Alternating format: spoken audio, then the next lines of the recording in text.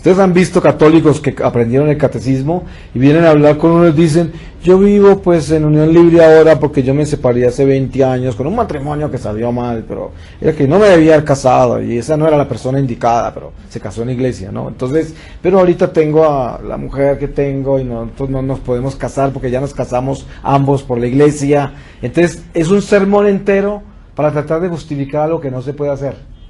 Algo que no se puede hacer. ¿Cuál es la respuesta? Así sea un escándalo, una tristeza, porque a veces hay hijos y negocios y toda clase de vida y de historia y de memorias. La respuesta es, está en pecado mortal y ante Dios está en problemas y no se puede negociar. Y si de pronto un curita loco le dice que no hay problema, pues usted y el curita juntos se van a ir, usted sabe para dónde. Si ustedes porque nosotros no vamos a la iglesia a aprender el catecismo. Nosotros no vamos a la iglesia a una lección de catecismo. Nosotros estamos en la iglesia porque ya conocemos el catecismo. De lo contrario, estaríamos en una iniciación a la fe cristiana. Pero, por eso una persona adulta que ya es católico toda su vida, no puede tener la excusa de venirle a decir a uno que no sabía que vivir en unión libre es pecado mortal. No, sí saben. Y hay personas que piensan que no saben que tal cosa es pecado, como robar, ¿cierto? Como mentir. Pues no, esas farsas solamente se las cree él mismo que las inventa. Este es el sentido del matrimonio. El matrimonio es la obediencia a un compromiso con Dios y no con un hombre. Usted no se casó con su esposa o con su esposo. Usted se casó con Dios en un sacramento. Y usted le prometió a Dios que usted va a cumplir todo lo que digo ahí en esa iglesia. Entonces, ¿por qué razón se separa la gente? Porque se olvida de Dios. Por eso se separa. Es muy diferente a una persona que la abandonan, porque una persona que la abandona no se separó, la abandonaron, ¿cierto? Hay personas que el marido o la mujer se van y los dejan y no vuelven, no hay forma de rescatarlos, no hay forma de buscarlos, porque decidieron irse. Esas personas no se divorciaron, esas personas las abandonaron. Pero cuando estamos hablando de un divorcio, donde dos personas empiezan a discutir que no se entienden, y se van donde un consejero y pelean al frente del consejero, y después un mediador dice, lo mejor es que se separen para que dejen de pelear, porque ustedes ya no se entienden, y ese es el tipo de relaciones que existen hoy, ¿cierto? Entonces, ¿qué pasa? Todas esas discusiones se olvidaron de Dios. Porque ese tipo de diálogo no es para psicólogo ni consejero. Ese tipo de diálogo es para la confesión, para confesarse. Uno se confiesa y dice, perdóneme Señor, que estoy perdiendo la paciencia, lo que prometí en el sacramento de matrimonio. No me aguanto a mi mujer, perdóneme, ¿cierto? Pero no va a decirle a un psicólogo, ¿qué hacemos? Es que ya no nos entendemos. El psicólogo dice, pues nacimos para ser felices. De repente lo que ustedes necesitan es conseguirse en otro, ¿cierto? ¿Por qué? Entonces, uno lo que tiene que hacer es, el matrimonio católico es un matrimonio sacramental, sacramental. Si usted tiene crisis en su matrimonio, pues tenga la penitencia que Dios le pide, arrodíllese y confiésese. Y siempre declárese culpable usted. ¿Sí me entiende? Porque el problema de los matrimonios, cuando tienen conflictos, es porque siempre le buscan la culpa al otro. Y cuando usted esté poniendo el dedo hacia afuera, se está maldiciendo usted mismo. Porque el dedo se tiene que poner hacia acá. Yo me tengo que señalar primero, antes de señalar al otro. Por eso, yo pongo un ejemplo a veces. Si usted sale de su casa, y en la puerta de su casa un loco viene y le da una palmada en la cara a usted, lo primero que usted debe decir es, ¿qué haría de malo para que el Señor mande a este loco a palmotearme? ¿Cierto? Ese es el verdadero sentido de una realidad católica. ¿Y cuál es la realidad del pagano y del rebelde? Es decir, ¿cómo se atreve este loco? ¿Cómo lo tienen suelto? Hay que encerrarlo, llamar a la policía que encierren a este loco, porque toda la culpa se la pone al loco, porque usted es inocente, claro. Usted es inocente, si usted no tiene nada que ver con esa palmada del loco, nada. Pero la realidad es esta, como católicos, nosotros no podemos olvidar la mística de nuestra existencia. La vida nuestra es espiritual. Si nosotros solo somos de la carne, de los instintos, los sentidos y la razón, somos simples animalitos. Pero si usted quiere vivir a la altura de los sacramentos, y usted quiere vivir como un católico, viva como un Cristo. Y un Cristo es una presencia mística en su vida, en todas las cosas que hace. Entonces, todas las cosas que le suceden, piense por qué le suceden. Y primero que todo, atribúyaselas a usted.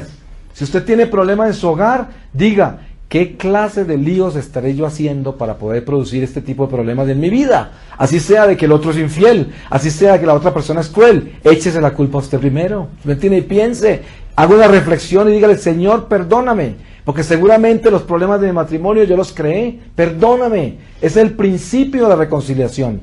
El hombre sentirse el menos importante, porque así dice el Señor, siempre piensas que eres el último, que todos los demás sean primero. Y en esa forma triunfarás, porque la humildad siempre triunfa, el orgullo siempre pierde. El acusador se llama Satanás. El que antes acusaba a sus hermanos en el cielo fue desterrado, lanzado a la tierra y ahora acusa a la humanidad. Cada vez que nosotros levantamos nuestra mano para acusar a un hermano, estamos levantando la mano con el diablo, porque él es el acusador. Nosotros no podemos acusar a nadie. Hace unas semanas atrás estaba dando una charla en Lisboa y por pura bendición de Dios estaba dando una charla al lado de donde nació San Antonio de Padua, que allá lo llaman San Antonio de Lisboa porque él nació en Lisboa, y en el sitio donde él nació construyeron una iglesia muy hermosa. Ya se imaginarán lo vieja que es, porque hace muchos siglos que él nació. Y hay un testimonio que los que conocen la historia de él lo deben saber. Esa ciudad era amurallada. San Antonio ya estaba con San Francisco de Asís en Italia, y su papá vivía ahí en Lisboa, y la ciudad amurallada. En un momento dado, tiraron un muerto por encima del muro y cayó en la casa del papá de San Antonio, y lo culparon a él de ese asesinato. Entonces, San Antonio tenía bilocación, y San Antonio supo que el papá estaba en un juicio por asesinato, lo iban a matar, ¿cierto? Entonces el día de juicio San Antonio apareció allí, y claro, todo el mundo se asusta porque ven al fraile ahí, y todo el mundo se imagina cómo llegó acá, qué hora le avisaron, si en esa época para avisar a una persona tenían que mandar un barco, y cuánto se demora, y eso es cuestión de días, no tiene sentido, y aparece él ahí. Entonces cuando él llegó dijo, acompáñenme a ver al muerto al cementerio. Y se fue el juez y se fueron todos hasta el cementerio. Hizo que abrieran la tumba. Y cuando abrieron la tumba le ordenó al muerto que se levantara. Y se levantó y le dijo, ¿mi papá te mató? Dijo él, no. Entonces, oye, ¿se imaginan que esto, ustedes se pueden imaginar que esto es verdad, esto es historia real? Y miren esto, el muerto le dijo que no, y entonces antes de despacharlo San Antonio le dijo, ¿qué quieres? Y dijo, deme la bendición porque morí en pecado mortal. Y San Antonio le dio la bendición y se murió en paz. Y el juez le preguntó, ¿cómo no le preguntó quién fue que lo mató? Y dijo, yo no vine aquí a acusar a nadie. Sí. Entonces, imagínense ustedes, piensen, este ejemplo de San Antonio es el ejemplo sacramental.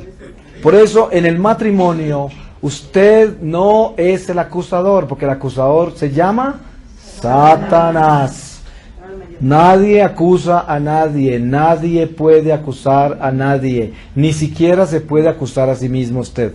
Entonces, lo que hace uno en el sacramento del matrimonio es siempre llevarlo a la reconciliación, a la penitencia.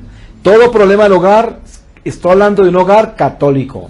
El hogar católico, todos los conflictos del hogar católico se llevan al confesionario, porque ahí es donde se solucionan. No se solucionan ni siquiera con los consejos, se solucionan con el arrepentimiento. Cuando usted va y dice, yo he sido el problema de mi hogar, así le acaban de palmotear a usted la cara, a su esposo, pero usted dice, ¿quién sabe qué haría yo para que me palmotee? En esa forma, ¿cierto? Así se considera inocente, porque usted sabe, todo el tiempo que somos víctimas, siempre estamos equivocados. Así sea abusada. Hay personas abusadas por un alcohólico, hay personas abusadas por un hombre malo, por una mujer mala, hay cosas muy horribles, ¿cierto? Pero ¿cómo se solucionan los hogares católicos que son bendecidos por un sacramento? Se solucionan con la santidad. Miren ustedes que una persona que cree en Cristo y sabe que la vida nuestra es sobrenatural, no es natural, sabe que para Dios no hay nada imposible. Por lo tanto, si usted lleva esa verdadera santidad y humildad en su corazón, que todo conflicto matrimonial lo llevas al confesionario y no se enfrenta en argumentos y en discusiones para defender territorios humanos absurdos, usted sobrenaturalmente va a traer sanación y libertad a la familia y va a derrotar los demonios que están contra el sacramento del matrimonio. Si algún sacramento tiene demonios en contra, es el del matrimonio. El diablo es torturado por una familia que es fiel a Dios. Torturado, torturado. La tortura más grande de un demonio es un matrimonio en misa. Un matrimonio en la iglesia. Ustedes le pueden imaginar los jóvenes de hoy que van a misa y encuentran un matrimonio allá. ¿Quién los va a inspirar a esos jóvenes a tener un hogar? ¿Quién? Tiene que ser un matrimonio que verdaderamente esté en obediencia y que irradie esa armonía, ese amor, esa capacidad de perdonar y de solucionar las cosas y de vivir las luchas de la vida sin quejarse y sin ser víctimas de nadie, sino ser una inspiración para los jóvenes que están en misa en un domingo mirando alrededor. ¿Y de dónde van a sacar la idea ellos de casarse si los que están ahí todos están separados? Si los que están ahí están abrazados, como dice San Pablo, ni siquiera se han casado, pero están viviendo juntos, y todos esos desastres y escándalos que hay en iglesia hoy, una iglesia desnutrida que perdió a Dios.